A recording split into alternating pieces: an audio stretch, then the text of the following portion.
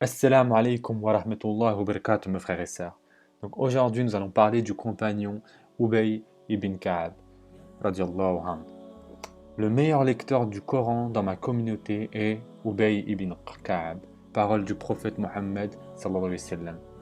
Pour avoir une idée de la science et de l'érudition de cet illustre compagnon, relatons cette anecdote.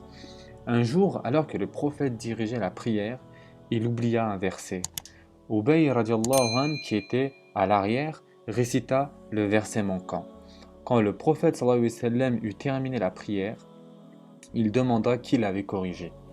On lui dit que c'était Ubay ibn Ka'ab. Il eut alors cette remarque. Je pensais bien que c'était lui.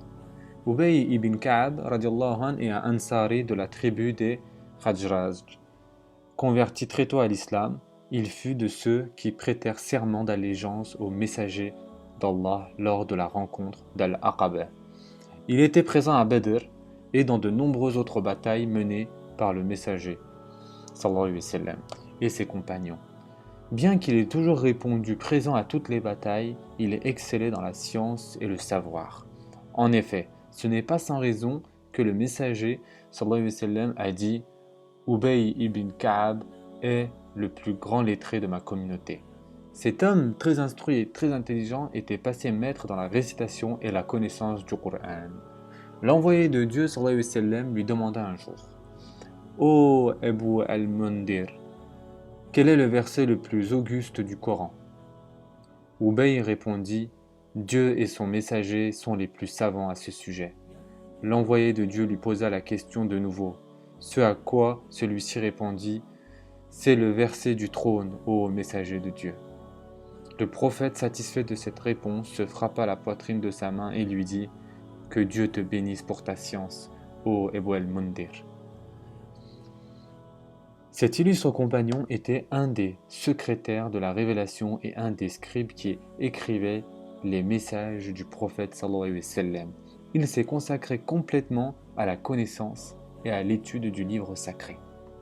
Une fois, le messager sallallahu alayhi wa sallam lui dit Ô Ubay ibn Ka'ab, on m'a ordonné de réciter le Coran avec toi. Au comble de la joie, il s'écria Je te sacrifie mon père et ma mère, ô messager de Dieu. Dieu a-t-il mentionné mon nom? Le prophète sallallahu alayhi wa sallam répondit Oui, il a mentionné ton nom dans le ciel. Ka'ab en fut si heureux que des larmes coulèrent de ses yeux. Il ne quitta jamais l'entourage du messager sallallahu alayhi wa sallam tant que celui-ci était de ce monde. Il était toujours présent à ces cercles d'enseignement où il s'abreuvait de sa science et de sa sagesse. Ce n'est pas un hasard s'il fut l'un de ceux qui rapportèrent le plus de hadiths. Notre pieux compagnon avait choisi sa voie, c'était celle de la science et de l'instruction. Omar radiallahu anh, qui avait une bonne connaissance des hommes, ne s'est pas trompé en disant de lui « Ubay est le maître des musulmans ». C'est lui qui dirigeait les prières surérogatoires des nuits du Ramadan, du vivant du prophète sallallahu alayhi wa sallam et après sa mort. On rapporte également que Omar radiallahu anh aurait dit « Celui qui veut savoir quelque chose du Saint-Coran, qu'il aille voir Ubay ibn Ka'ab. Celui qui veut connaître les obligations religieuses, qu'il aille voir Zayd ibn Thabit. Celui qui veut savoir quelque chose sur la jurisprudence, qu'il aille voir Mu'adh ibn Jabal.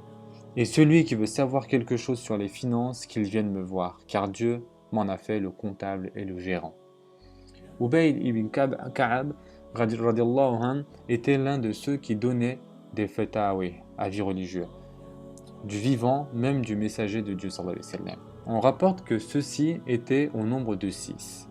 3 Ansari, Ubay ibn Ka'ab, Mu'az ibn Jabal et Zayd ibn Thabit. Et 3 Mu'ajirin, Omar, Ousmane et Ali radiallahu anh. Ce pieux compagnon était un sage accompli et un ascète admirable. Ces maximes expriment bien sa sagesse. Nous étions avec le messager de Dieu sallallahu alayhi wa sallam comme un seul homme. Mais après sa disparition, nos visages se sont détournés, qui à droite, qui à gauche. Il disait aussi Il n'y a pas de serviteur qui met un terme à une chose malsaine pour l'amour de Dieu sans que Dieu ne lui donne en contrepartie ce qui est meilleur et d'où il ne s'attendait pas. De même, il n'y a pas de serviteur qui délaisse ce que Dieu lui ordonne et va le chercher ailleurs, sans que Dieu ne lui impose ce qui est plus pénible et d'où il ne s'attendait pas.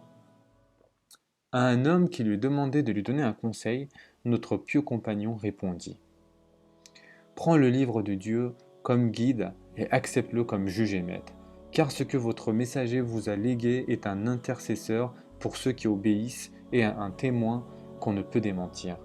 Vos nouvelles et celles de ceux qui vous ont précédés y sont inscrites, de même que les sentences qui vous concernent et concernent ceux qui viendront après vous.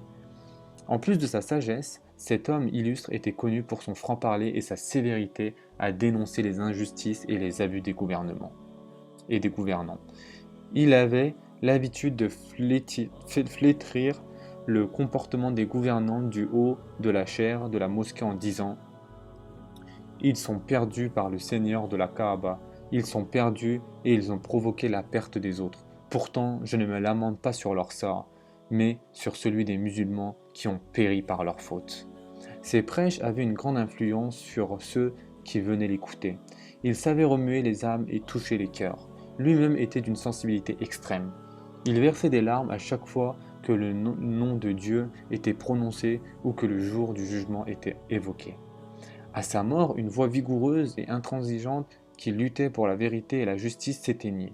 Il avait toujours appréhendé pour la communauté les affres de la division et de la violence qui mettraient en péril sa cohésion. Il fit tout ce qu'il pouvait pour lui faire épargner ces vicissitudes. Dieu le rappela à lui, et c'est ainsi que le maître des musulmans quitta ce monde pour rejoindre le messager de Dieu et ses compagnons. Ô toi, âme, retourne vers ton Seigneur, satisfaite et agréée. Entre donc parmi mes serviteurs et entre dans mon paradis. Sourate 90, versets 27 à 30. Prenez soin de vous mes frères et sœurs, et à très prochainement, Inch'Allah.